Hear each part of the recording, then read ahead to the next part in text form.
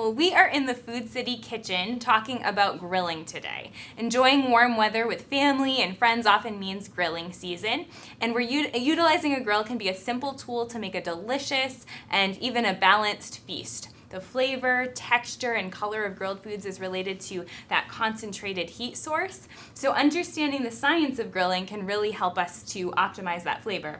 Yeah, and you're right. That's when that meat or protein is exposed to direct heat.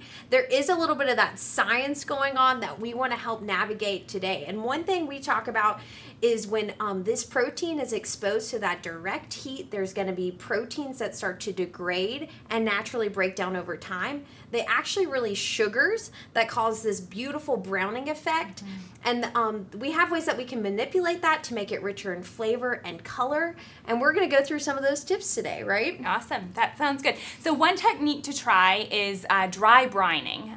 It's just another term really for salting the meat generously and allowing it to rest overnight prior to putting it on the grill. I know a lot of people probably think about, adding some salt right before they put it on the grill, but no, adding it the night before is really going to help draw out that moisture from the surface, which gives it that perfectly browned exterior and juicy, tender inside.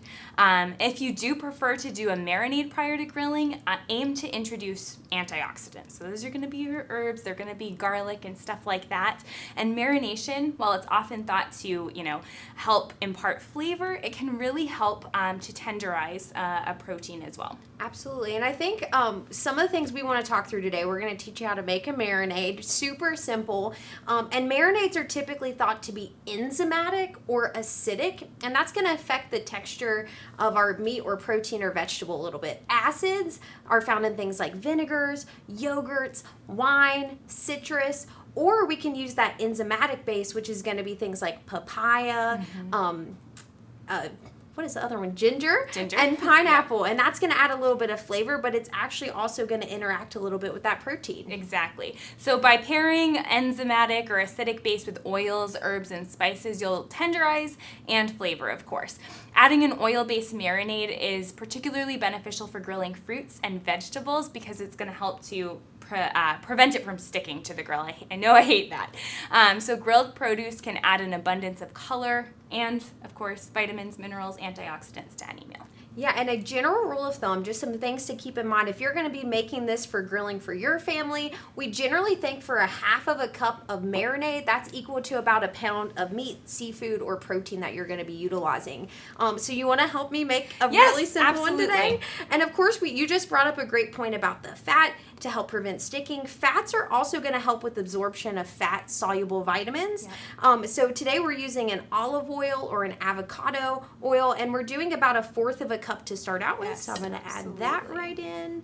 And then salt also, of course, we talked a little bit about salt, is going to help with the water-soluble flavors in the marinade, penetrate the tissues, and remain behind after cooking. So I'm adding in about a quarter cup of soy sauce, which has sodium in it. Yeah, and a nice umami flavor, which is great. And then acids actually help weaken the outside tissue of our protein to help absorb in a lot of that flavor.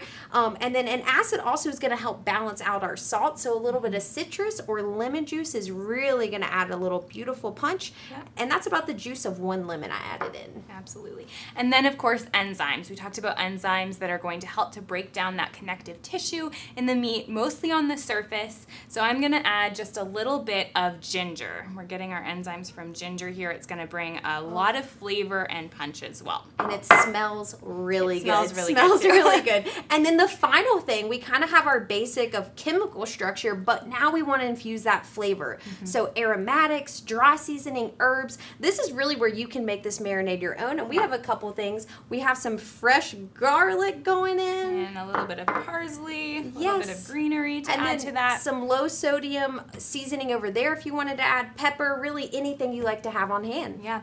So try this marinade on salmon, chicken. You can use pork as well, or even the Food City shortcut skewers. I love those. It's really easy. You don't have to chop anything. If you are short on time, you can certainly use store-bought marinades as well. So the Chosen Foods Garden Garden Goddess. Garden Yes. Garden. Yes. It has a really pretty clean ingredient list, so that makes for a good option. Yeah, and I think we checked out a few things. These have that lemon juice you're looking for, that garlic. They actually have exactly the pairings that we mentioned, just a little bit more convenient for you, but just some ideas for your summer grilling. Absolutely. And check out foodcity.com for more grill-ready recipe ideas.